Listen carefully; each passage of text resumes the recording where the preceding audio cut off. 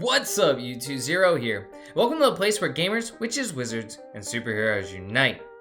Today, I'm going to be showing you some amazing Barioth gameplay and giving you some background information on the Barioth in Monster Hunter Stories 2, Wings of Ruin. Now, yes, the Barioth and I have ice in our veins. The Barioth is an ice-type monster, and me, I just got ice running through my veins, clutching up when I need to, just like the Barioth, because the Barioth can clutch up with those ice attacks. Now, the Barioth is also Frostfang. It is Avinia's monstie that you will encounter early on in the game. And you'll also encounter Barioth early in the game in the Loloska region if you do want to add it to your party. Now, in order to add it to your party, if you want to increase the retreat rate up, outside of utilizing the paintball, you want to break the spikes with a fire element attack to greatly boost the retreat rate.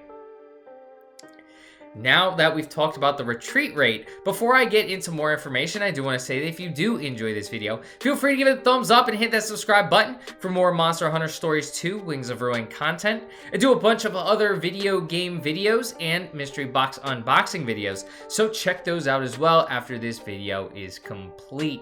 Now let's talk more about the ice in our veins Barioth, or Frostfang. Maybe you call Barioth Fuzzfang. Whatever you call your Barioth, me, I just like to keep it simple, calling mine Barioth. Or Mr. Iceman. Mr. Freeze, bringing in some Batman into my videos. Of course, I had to do it. Now, I know some of you may be wondering why I'm not breaking out the Nintendo Switch. I actually have it streamed to my computer screen right now so I can read off of my second screen. Next to me, it's really nice big letters instead of just breaking out the Switch. So I'm sorry if I disappointed any of you. My Nintendo Switch would not be making a guest appearance in this video, but I do have my controller right here. If y'all wanted my controller to make the guest appearance, I could make it come in slow motion. Doo-doo. All right, that was the Jaws thing. I probably shouldn't have gone with Jaws theme. It just popped into my head. Look at Barioth's teeth. It reminds me of Jaws. I don't know why. It's not a shark. It's not Zamtrios. But there you have it. Barioth, back to the Barioth, is a flying wyvern.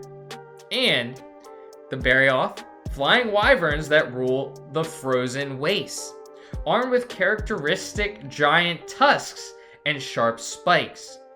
Their spikily scaled wings and tail allow them to run effortlessly across the ice, making them difficult to keep up with. So yes, it is a very fast monster that you can utilize in your party.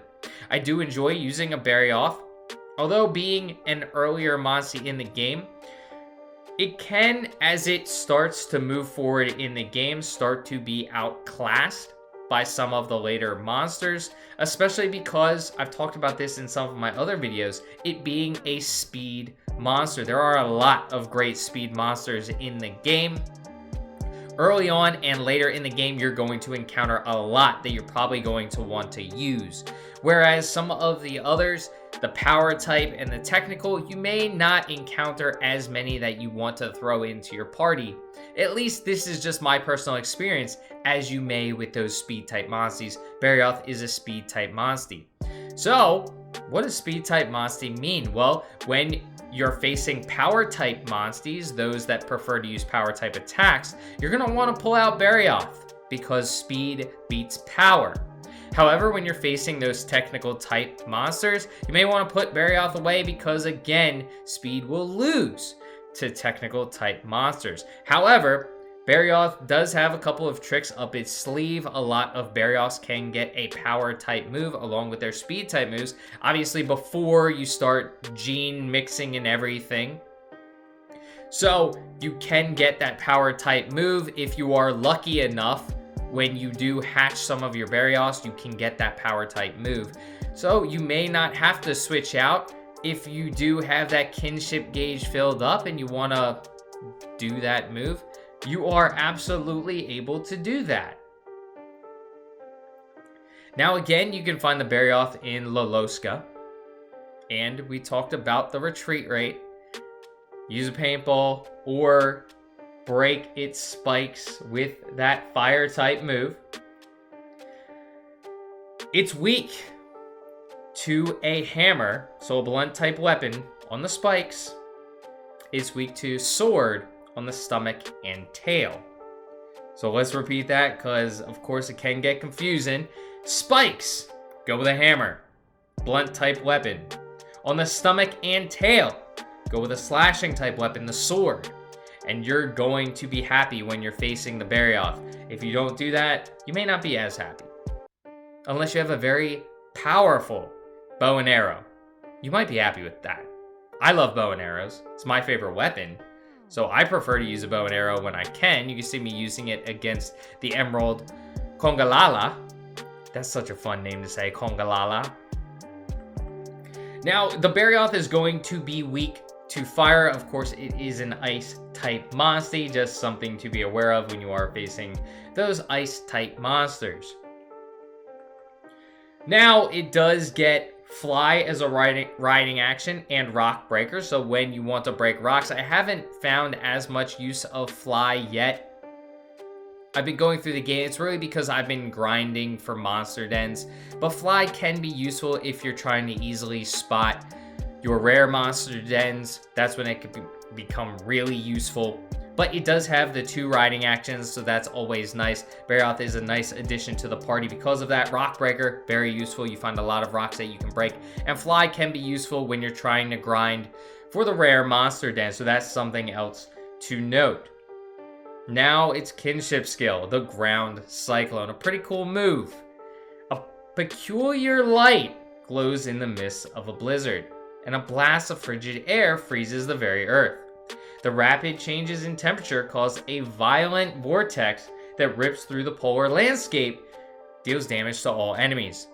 So it is a fantastic move, and it deals damage to all enemies, which can be nice, especially when you're trying to take out some of those lesser enemies in the game. And you're facing a monster that likes to call in others. The Zinogre loves to call in backup. I don't know why. The Zinogre is powerful as hell, but it likes to call in backup. So having a move that can attack multiple monsters is always useful. Let me know what you think of the Barioth in the comments section. Do you enjoy using it? Is it a staple in your party? Or do you prefer other monsters? Like I said, the Barioth is a nice monster, but being a speed type monster really pits it up against a lot of other great speed type monsters. And if you want to do the 2, 2, and 2 in your party, where you do 2 speed, 2 technical, 2 power, the thing that keeps it in that running is the fact that it does have fly and rock breaker. Although battle-wise, you're going to be trying to decide, do you want Barioth or Nargacuga? Do you want a Barioth or a Legiana? There are a lot of monsters, very good monsters that are speed types. Now again, I think Barioth is a pretty nice monster to have in your party because of the fly and rock breaker. Its ice type moves are nice, and being that in its gene pool, it is capable of getting both speed type moves and power type moves. I do think it's worth a look in your party. While it may not be one of my favorites, I think it's still a great monster to have, and I think you should give it a look. And that ground cyclone is absolutely badass. So I hope y'all enjoyed this video, and if you did, feel free to give it a thumbs up and hit that subscribe button. I hope you have a great rest of your day, and until next time, peace.